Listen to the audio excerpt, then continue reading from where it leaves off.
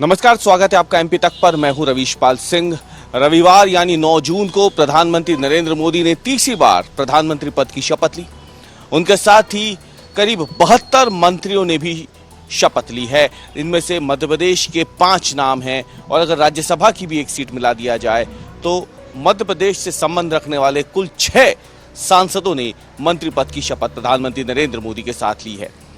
लेकिन इन सब के बीच में बड़ा सवाल बार बार यही उठ रहा है कि आखिरकार मध्य प्रदेश से जिस एक नाम की चर्चा बहुत तेजी से हो रही थी कि उन्हें भी मंत्रिमंडल में जगह मिल सकती है, आखिर कल जब मंत्रियों के नाम का ऐलान हुआ तो उस शख्स का नाम नहीं था जिसे कि मध्य प्रदेश में एक तरीके से शुभंकर माना जाता है भारतीय जनता पार्टी के लिए। हम बात कर रहे हैं प्रदेश अध्यक्ष वीडी शर्मा की, जिन्हें मध्य प्रदेश भाजपा का शुभंकर अध्यक्ष कहा जाता है, क्योंकि जब से वीडी शर्मा ने संगठन की कमान संभाली है मध्य प्रदेश में, तब से भारतीय जनता पार्टी का ग्राफ लगातार बढ़ता गया है। फिर भले ही वो उपचुनाव हों, पंचायत के चुनाव रहे हों, नगरीय निकाय चुनाव रहे हों, उसके बाद अगर हम बात करें मध्य प्रदेश के विधानसभा चुनाव रहे हों या फिर हाल ही में संपन्न लोकसभा चुनाव रहे हों, हर चुनाव में भारतीय जनता पार्टी ने बेहतर प्रदर्शन करते हुए एक तरीके से ऐतिहासिक जीत दर्ज की।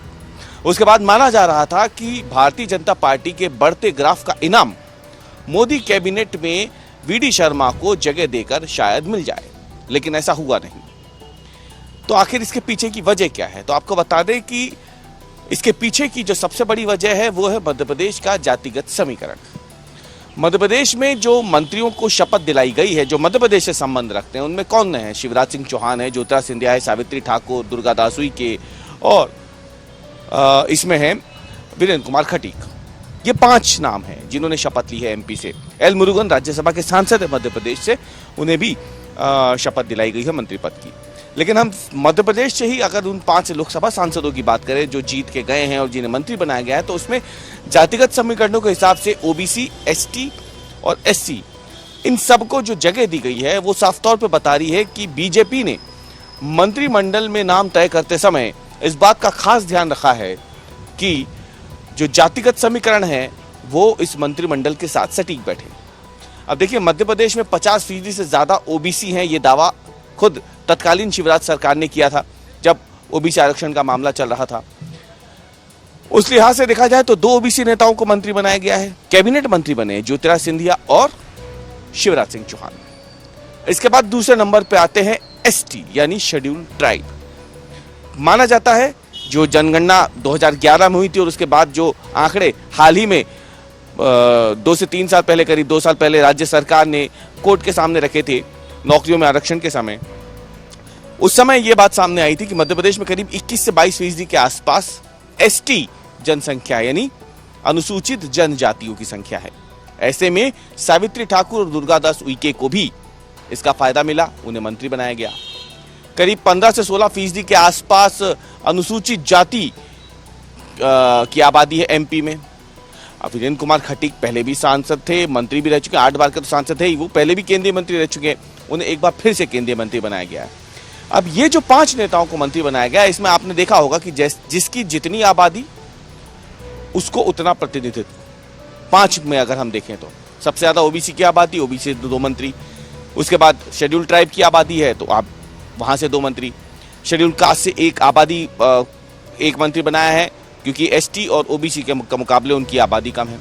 तो इसका समीकरण का ध्यान तो रखा गया, लेकिन इन समीकरणों को साधते समय इस बात का ध्यान शायद नहीं रह पाया होगा कि जिस नेतृत्व क्षमता की वजह से वीडी शर्मा की मध्य प्रदेश में भारतीय जनता पार्टी को बड़े पैमाने पर जीत मिली है, ऐतिहासिक जीत हम कहेंगे लोकसभा और विधानसभा चुनाव की, दोनों की, इसीलिए क्योंकि विधानसभा चुनाव में बहुत ये माना जा रहा था कि इतने लंबी समय के बाद जो एंटी इनकम्बेंसी होगी उसमें भाजपा का सुपड़ा साफ हो जाएगा, लेकिन भाजपा ने 163 सीटें जीत करके इतिहास रचा था।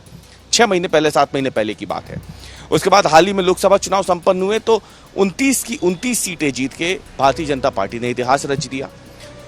और उसके बावजूद वीडी शर्मा को भले ही पद न मिला, वीडी शर्मा की तरफ से भले ही इस पर कोई बयान नहीं आया, उन्होंने यही कहा है कि मंत्रिमंडल का गठन करते समय प्रधानमंत्री नरेंद्र मोदी ने मध्य प्रदेश का पूरा ध्यान रखा है। प्रधानमंत्री मोदी के पहला जो दूसरा कार्यकाल था, इससे ठीक पहले वाला कार्यकाल, तब भी मध्य प्रदेश से 6 मंत्री थे मोदी कैबिनेट में।